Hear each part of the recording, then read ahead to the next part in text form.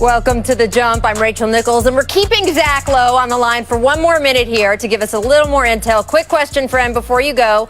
Where do the Raptors stand with trade talks on Kyle Lowry and Norm Powell at this moment, now becoming the hottest question before the trade deadline?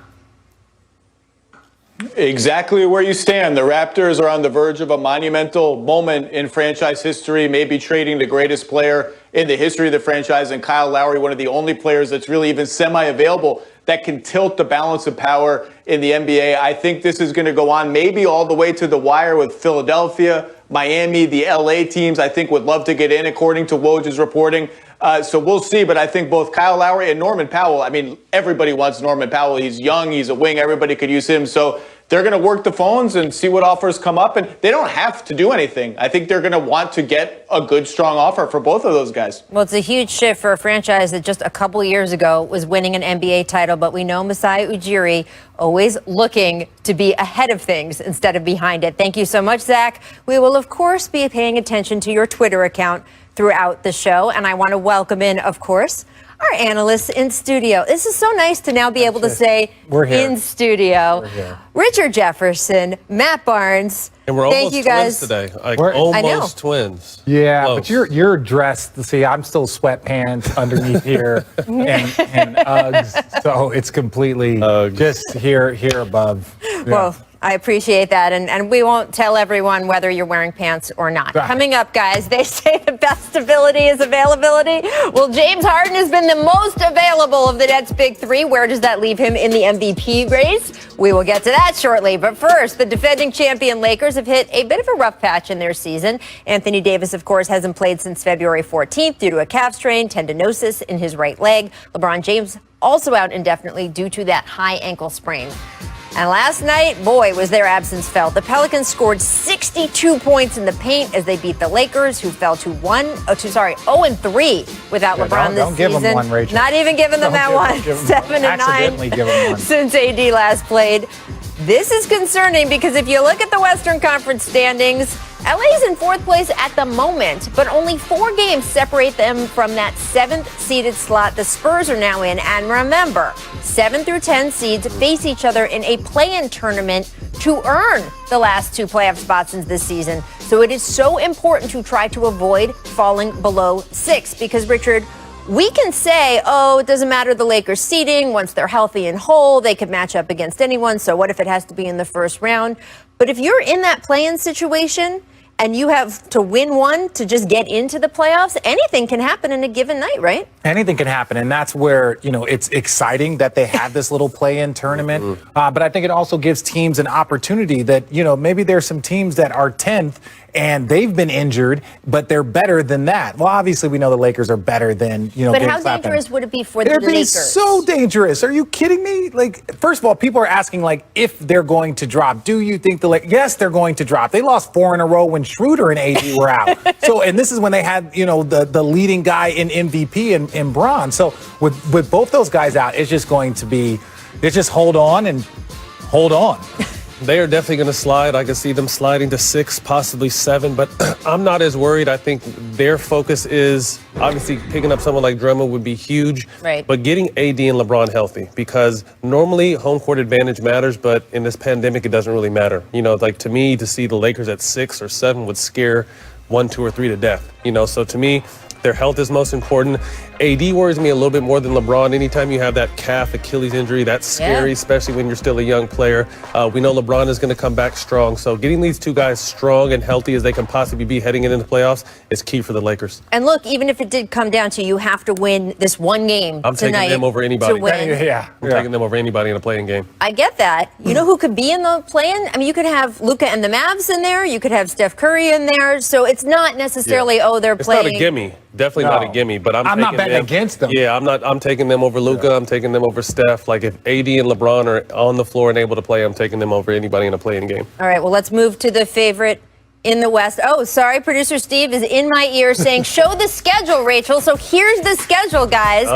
Richard, you said it's not a question if they're going to drop. Here is who is on the docket. LeBron James out, quote, indefinitely. But the estimate from people who are familiar, experts, athletic trainers who work with these injuries all the time, and I don't know if either one of you ever had a high ankle sprain, a month is kind of one of the general consensuses. So this is what they're looking at over that month. Less gimmies than you would like if you're a Laker fan. Yeah, there's not a ton of gimmies. Yeah. And really, you understand there's going to be a fall off. And that's no disrespect to who are on the Lakers teams. You look at the Brooklyn Nets. They're missing, quote unquote, 2 superstars, even though Kyrie's been in and out of the lineup. But they have a James Harden, right? They have a James Harden. And so here the Lakers are missing 2 superstars, 2 of the top 10 players in the league.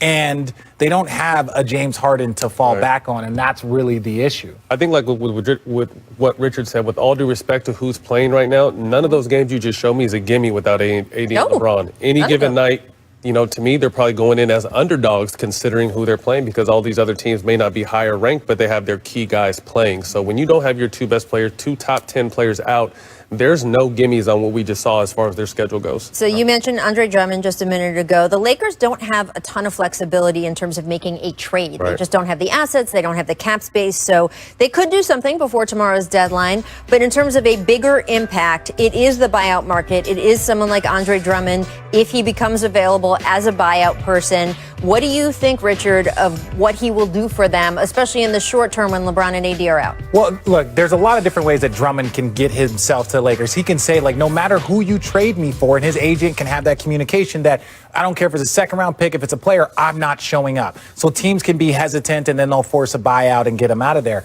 If Drummond shows up, he does. He brings them some strength. He brings them some defense. He brings them a force. Now, are his stats and numbers elevated a little bit because he hasn't been on great teams? Yes, but ultimately he is a high-level impact player, almost a better version of what Dwight Howard was for them last year. I mean, we won't see his impact with the Lakers until AD and LeBron are healthy. He's not going to come in and change the dynamic. He may help them win a game here or there, but we're going to see Drummond's impact most impactful once AD and LeBron are healthy. And look, I mean, the idea that 62 points in the paint last night for the Pelicans, that's where Andre Drummond can fit in. But you're right. It's when he is with those other guys that he could really become potent for them. All right. I did want to get to the Brooklyn Nets, the favorite on the other side in the Eastern Conference. They were without Kyrie Irving and Kevin Durant last night in Portland. But guess who was there? James Harden. Questionable before the game with neck soreness, but showed up as he does and in a big way, dropping 25 points, 17 assists. Here is Harden on playing through minor injuries. This is what he said after the game. I try to find a way to just go out there and make an impact and play if I'm able to, if it's not risking anything, if that makes sense. So, and that's how I've been out the course of my career. Throughout the regular season, I think everybody knows I love to play. I don't really, rest. I love to hoop. I love to be out there and being there for my teammates. I feel like if I'm on the court, my teammates have a better chance of winning. So that's just my mindset. And tomorrow when I wake up, if I feel like I can go, I'm going to go. And it's that simple. If he feels like he can go, he's going to go. It's that simple, guys. Since Harden joined the Nets, they have the second best record in the league behind only the Jazz. So far, he's only had both KD and Kyrie in the lineup for 7 games, and yet the Nets continue to win. Now, as for his neck soreness specifically, Harden listed as questionable again tonight against the Jazz on ESPN. He said last night it would just depend on how he woke up feeling, but if he was feeling well, he wants to play tonight. So, Matt, I'm so fascinated by this because when Harden was traded to Brooklyn, everyone said, okay, well, that's it. You have 3 high-level superstars on the team. We have seen voter behavior in past MVP races. And again, I want to stress this. It's not a rule. Fans of certain teams are like, I thought it was a rule that the Warriors couldn't have an MVP. There's no rule, but we've seen voter behavior in the past saying, oh, you have 3 superstars on your team. That's probably 1 too many to count anyone's individual accomplishments.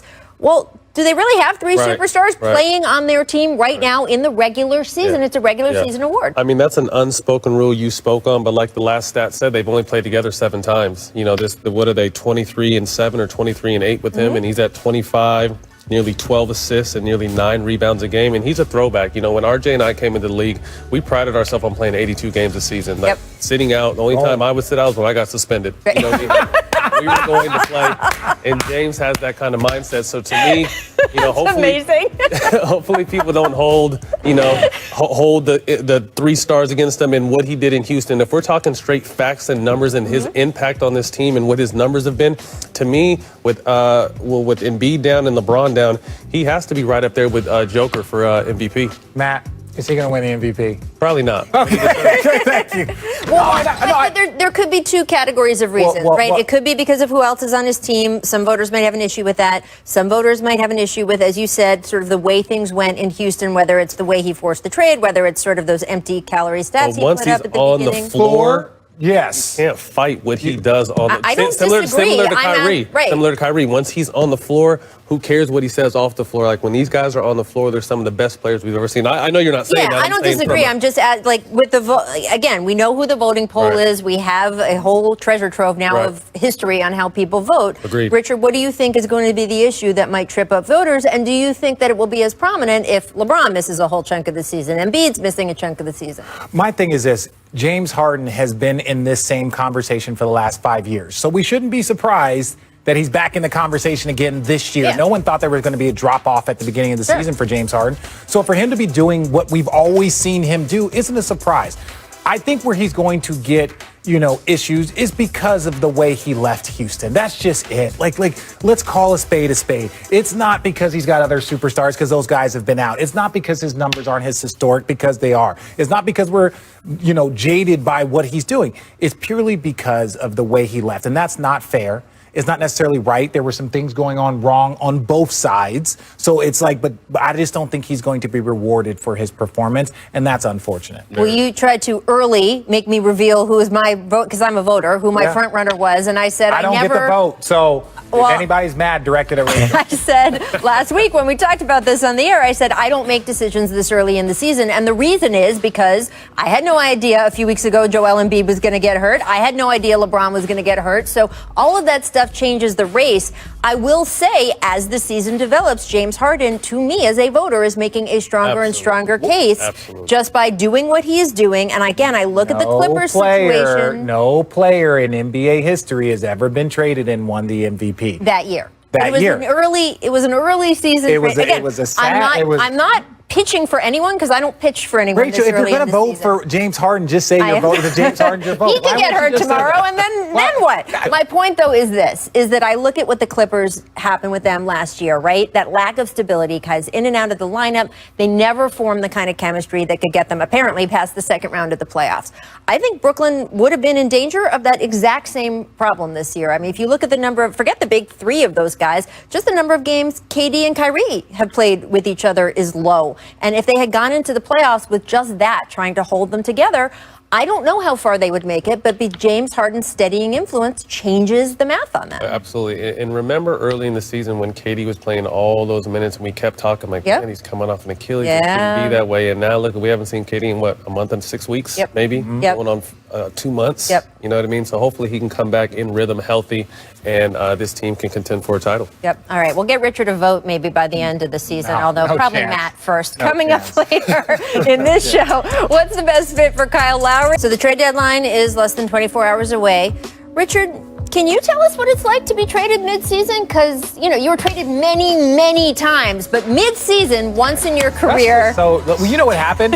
I was mad because we had this long practice, and then Pop calls me and said, hey, we have a trade going through. It was on the deadline. We have a trade going through for, either the NBA is going to approve it, and you're going to be going to Golden State, or they won't, and you're going to get on the plane. You're going to get on the plane, and we're going to go fly to Oklahoma City and finish the season. I was like, all right, cool. Calls me back 5 minutes later, and it's like, okay, you've been traded to Golden State. Richard, thank you so much, man. You're awesome. Like, and there you go. There you go. Boom, that was the Steven Jackson trade, 2012. We sat on the runway for 3 hours during the trade deadline one time. Waiting. Mitchell Robinson finished a pair of lobs in the first half versus the Wiz. So the first one, maybe a bit lucky, but the second one was emphatic. Take a look at them both, Richard. Oh. So that was a little lucky, right? Do you get a rebound for that? I like how he checked his own hand. Yeah. And then, with authority there. Who's got more bounce, him or Derrick Jones Jr.? Oh, Derrick Jones. Derrick Jones. Okay. I just look. Mr. Robinson's got some. like Look at that. No insult to Mitchell It Robinson. sounds like an insult, Rachel. I would just say that airplane mode has more bounce than what? 99% of the league? That's why it's called airplane mode. Fair. I say to the man who dope had nickname. more bounce than 99% of the league in his day. There was a time. There was a time.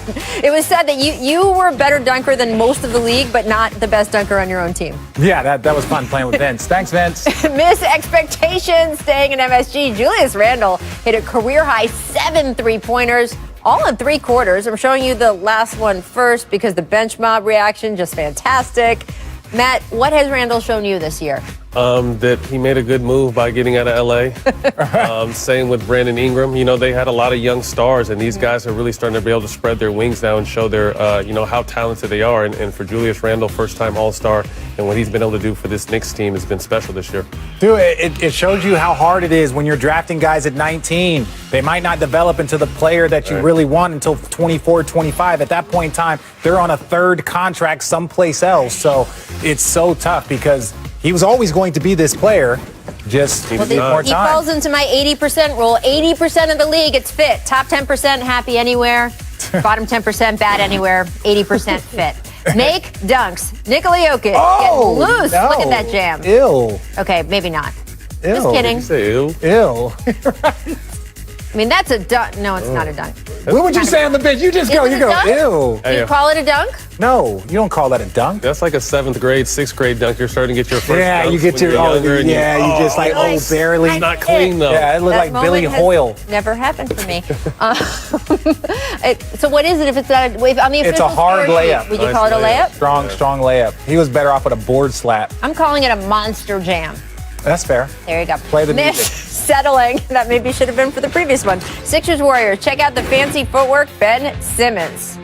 Watch this. Watch this. Watch this. And then a little baby hook off the glass. Off with his right hand. He's Right? a left-hander.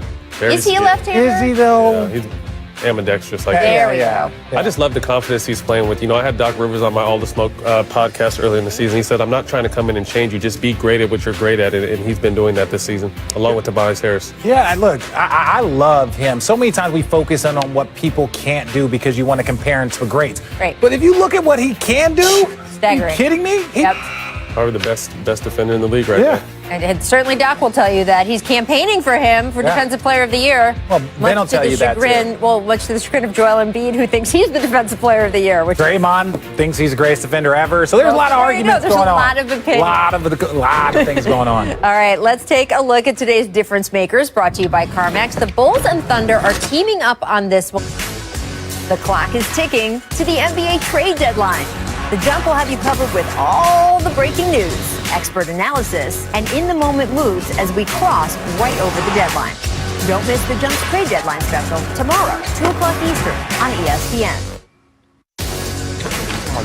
Girl. Are you expert analysis, Richard? Well, That like, might have been a mistake. my girl Rachel, I Hillary. want to say I'm glad they took your lever away because you were blowing that smoke that way. Oh, they're the trade Oh, deadline. my God, man. I might have We wet have some myself a things couple planned times. for tomorrow. Was that the free agency thing or the trade deadline? It has free agency. okay. I only set one of our analysts on fire. I Yeah. don't know why everyone is so crazy about Rest in that. peace, Left Let's Eye. welcome in Jackie McMullen, who is patiently waiting through all of this. Joining us now, Hall of Famer. Thank you for being with us.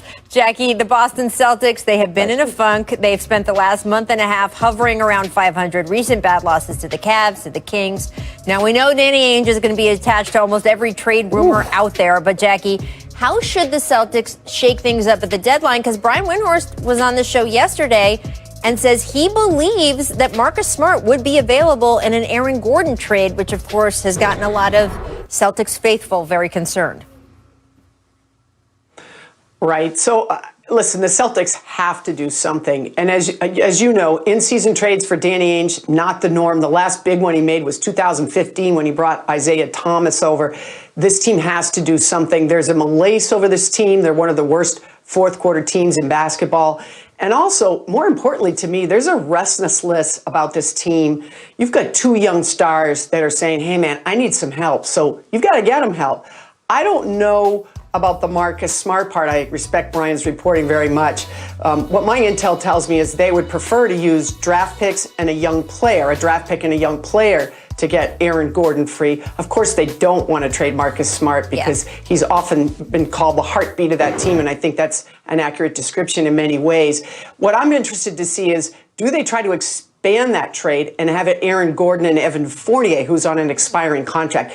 They need shooting. They need a big defensive wing that can guard out there on the perimeter, things they have not had since Gordon Hayward left last summer. So I'll be absolutely shocked if they don't do anything. This is not one of those times. Here's the difference, though. Usually Danny Ainge has a treasure trove of draft picks. Not this time, Rachel. As you know, they have their own picks and some protected second-round picks, but they don't have the abundance of first-round picks that they've had in the past, and yet they've got to do something to shake up this team because this team is drowning. Yeah, it's tough because you expect guys like Jaylen Brown, like you said, you want an Aaron Gordon to help with the bigger defense. But, that's what, Jaylen Brown was turning to. I'm not saying that he's turning to more of an offensive focus, but, his offensive numbers have been through the roof. He was an all-star this year. Not having that versatility down the line, not having Gordon Hayward, people don't understand the value that he brought to the game. But I just think, I don't know, when there was John Collins, there's Biggs, there's people that they're talking about, but Marcus Smart, it's hard to find players. You can fill a need, you can fill a big, you can fill shooting, but how often do you find, we got to find some heart and toughness? And that's what Marcus Smart brings. So I just think you try and do everything you can to avoid giving him up. Yeah, and I'm sure they will, by the way. But if they have... I don't think Marcus Smart... You don't... Yeah? Jackie? I don't think Marcus Smart is going straight out with Aaron Gordon. I really don't think in the end that's what they'll do. I think they'll try use a draft pick, maybe 2 first-round picks if they have to, but I think they prefer a first-round pick and a young player, maybe like Aaron Nesmith or something like that. I think you see, obviously how important Gordon Hayward was to this team. Obviously, he wasn't the scorer. He was in Utah with this team, but he was very important on both ends. But also at the same time, if you look at this roster, outside of Gordon Hayward, they still have a very solid roster. And Jackie, when you say restlessness, some of that lies on the coach. And you see over in Atlanta what Nate McMillan's been able to do with this Hawks team. They're 8-1 since him taking over. Does some of this fall on the coach's shoulders? I know with Gordon Hayward over there were some rumblings in the locker room about favoritism, and maybe Brad Stevens isn't the guy that's going to be holding guys accountable and really making sure they're doing what they're supposed to be doing on the court. I like this team. I trust Danny Ainge and his moves, but at the same time, I think some of this lies on Brad Stevens, and sometimes a new voice in the locker room helps a lot. Jackie, what's the pressure on Brad Stevens now in Boston? Yeah, I think when teams lose, everyone has to take responsibility. And of course, if your team isn't performing in the fourth quarter, some of that falls on the coach. This is the one thing I tell everybody about Brad Stevens, though. One of the criticisms has been, well, he doesn't get in their faces. He doesn't show emotion. And I can tell you from talking to these players, what you see out on the court, what you see on your television broadcast is not necessarily what's happening. There are times when guys come off the court and he's under his breath saying, you really messed that up. We're going to, so to say that Brad Stevens isn't trying to motivate them, that isn't holding them accountable, I don't really think that's entirely accurate. I'm not sure that, in my mind anyway, Brad Stevens isn't your biggest problem. Your biggest problem is you need wing defenders, you need better shooters, you need help for these 2 young guys who are playing too many minutes now with Jaylen Brown, by the way, with a knee that is a little cranky from time to time. It's going to be fascinating to see what they do in the next 24 hours. And I want to move on to one of the other most talked about trade targets, Kyle Lowry. The Raptors still in the playoff race, but man, looks like a rebuild is coming. And you can see why, right? They've relocated to Tampa this season. Even though they're 2 years removed from winning a title, with all of the issues they've had with COVID, the absences on the team, they're not even playing in front of their own fans, so there isn't that pressure to keep guys who might be on expiring contracts. And Kyle Lowry is on an expiring contract. Norm Powell has a player option, so he is de facto on an expiring contract. And Kyle is turning 35 tomorrow. On the trade deadline. He's in the last year of his deal, as I said. So, Jackie, what do you think is going to happen there in terms of the best fit for him? Because we know there's a lot of teams interested. Well, the Heat and the Sixers, I think, are the leaders in the clubhouse for that, and I think it makes sense for both of those teams. As you know, you can't, he's going to have his bird rights. You have to wait till the summer if you want to extend him, but from what I've been told, he wants some assurances from whichever team he goes to that there will be an extension coming. They can't do it right away, and I think the Toronto Raptors, if they do indeed trade Kyle Lowry, will honor that. It's just interesting. If you look back now from 2 years ago from that championship, Kawhi Leonard's gone. Danny Green is gone. You lost Gasol. You lost Ibaka. And that's a huge chunk of championship DNA. And to lose Kyle Lowry on top of that, wow, that is a huge rebuild. And we haven't even talked about the fact that Masai Ujiri hasn't signed an extension yet. He might not even be around. What a blow for a franchise that just shocked the world not that long ago, really.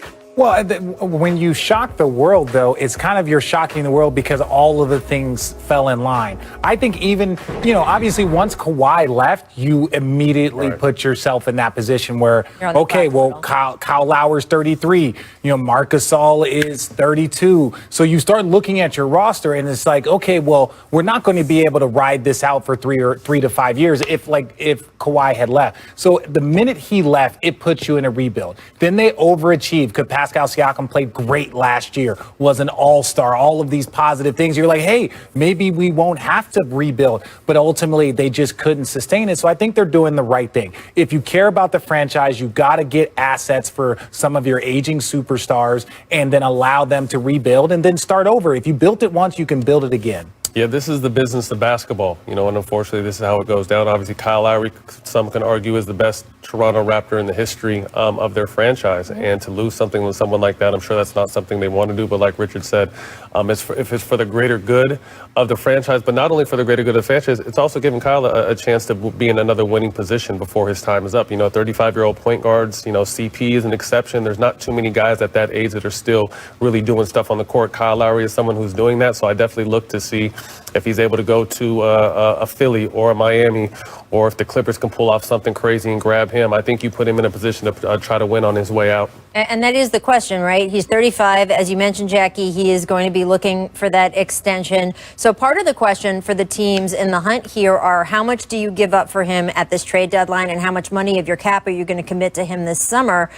Jackie, if you're Philadelphia, if you're Miami, how far are you willing to go knowing that, hey, he's probably not going to be the same player 2 years from now that he is now, but now he could be the ingredient that pushes you over the edge. He absolutely could for some of these teams.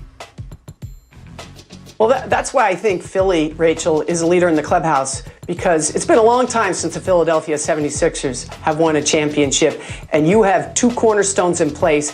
And the price for you have some young assets that you can send back. You can send back Maxey, Tybal, some of the players like that have great value, and you might have to throw in a pick. If I'm the Sixers, I'm doing it. I don't think money is a big issue with this ownership. At least it doesn't appear that way to me. Yeah, and look, if you do trade Kyle Lowry to Philadelphia, if you're Masai Ujiri, that is a story you can sell your fans, right? Kyle going home to Philadelphia.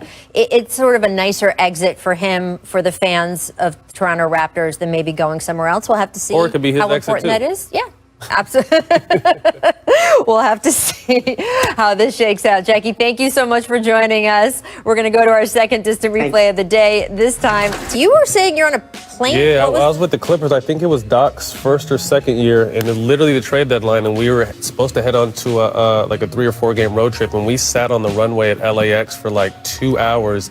As the main trade that was supposed to go down was me and Darren Collison for Shumpert and Raymond Felton. So wait, they were going to pull people off the plane? So people got pulled off the plane. Wait, people did get pulled off the plane? I'm not mistaken. Yeah. Antoine Jameson got traded, and I think Byron Mullins, and one of them had their girls with them. Like, we were literally on the runway, and like you see your teammates coming down the hallway, like, all right, I guess it's been really, that Clipper team, we played music, gambled, everyone was just like, oh, who's next? That's weird to be looking at Twitter, me and DC are sitting, yo, are we getting traded? Do you see our names? You thought it could be you? It was supposed to be me and Darren Collison to the Knicks for Shumpert and Felton to the Clippers. Man. And it didn't happen. How history would have changed. Shumpert went to the Cleveland Cavs.